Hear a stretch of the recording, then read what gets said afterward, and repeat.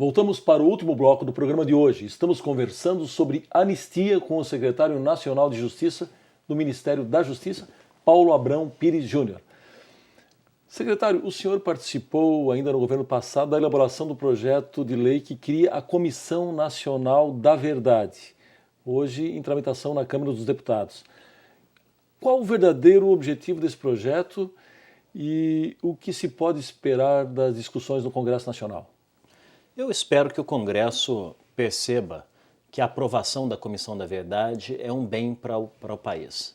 É um bem porque não que ela vá conseguir ou determinar uma única e absoluta verdade sobre a memória e sobre a história do nosso passado, mas a Comissão da Verdade certamente corroborará para a diminuição do espectro de mentiras existente atualmente em relação a esse passado. E esse é o grande propósito dessa Comissão da Verdade. Além disso, ela permitirá que as famílias dos mortos e desaparecidos possam conhecer melhor as circunstâncias das mortes dos seus entes queridos e, quiçá, localizar os restos mortais para dar às mães o direito universal de enterrar os teus entes queridos. E, por último, nos permitir identificar como foi possível o engendramento da estrutura de comando da repressão e como que isso se repercutiu dentro das demais estruturas do aparato da administração do Estado brasileiro em diferentes níveis, seja na administração federal, seja nas administrações estaduais e, por vezes, até nas universidades, nas empresas privadas e nas empresas públicas.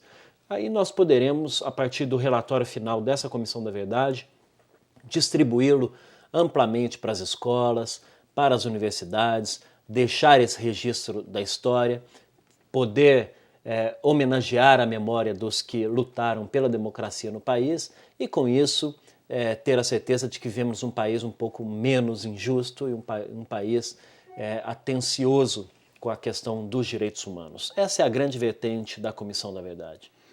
Muito bem, o Estado brasileiro já implantou 2 comissões da verdade, né?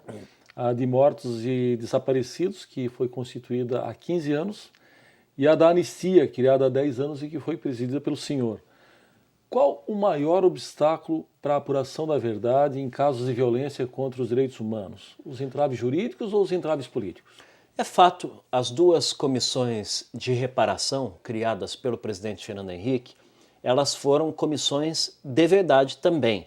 Elas puderam construir, a partir dos relatos das vítimas, todo um período que estava nebuloso, que não estava acessado por parte da população. E a cada vez que o Estado reconhecia aquela violência cometida e aprovava uma reparação, ele estava naquele momento construindo parte da nossa memória, parte da nossa verdade histórica.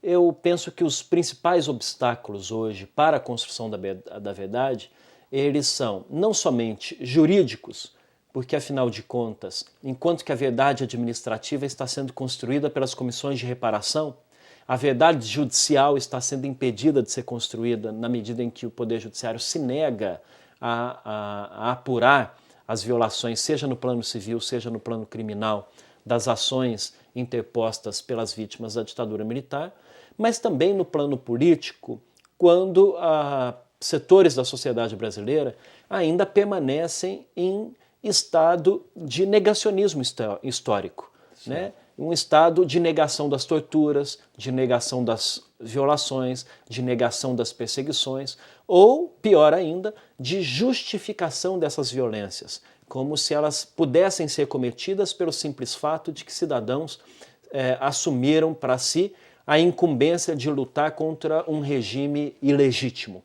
e exercer o seu direito de resistência básico e fundamental a qualquer cidadão, desde que as revoluções burguesas reconheceram esse direito como um direito humano, né? Então, esse estado de negação e essa justificação das atrocidades presente no discurso, por vezes, de algumas autoridades, mas principalmente dos setores militares da reserva, eles, de algum modo, não ajudam, né, para que hoje nós consigamos superar essa síndrome do medo do enfrentamento do passado, né? E nos alinharmos a todas as outras nações que têm avançado nessa matéria e criado uma espécie de condição ética comum para toda a humanidade, aquela que diz que em nenhuma hipótese, em nenhuma circunstância se admitirá qualquer tipo de violação à dignidade e à integridade física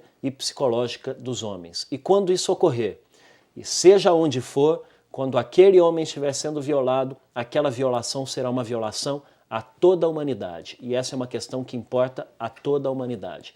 Esse é o princípio ético que nós aprendemos pós-Nuremberg, pós-Segunda Guerra Mundial e que está sendo pouco a pouco disseminado e assimilado pelas nações do mundo. Bem, secretário Paulo Abrão, infelizmente o nosso tempo está esgotado e eu agradeço muito a sua participação no nosso programa. Eu que agradeço. Muito obrigado. Chegamos ao fim do nosso programa. Hoje conversamos sobre anistia. Visite o nosso canal no YouTube. Após a barra é só digitar Justiça do Trabalho SC sem cedilha. Você também pode nos seguir no Twitter no endereço TRT_SC. Se preferir, envie uma sugestão de entrevista para ascom@trt12.jus.br. Voltamos semana que vem com mais um tema do seu interesse. Até lá!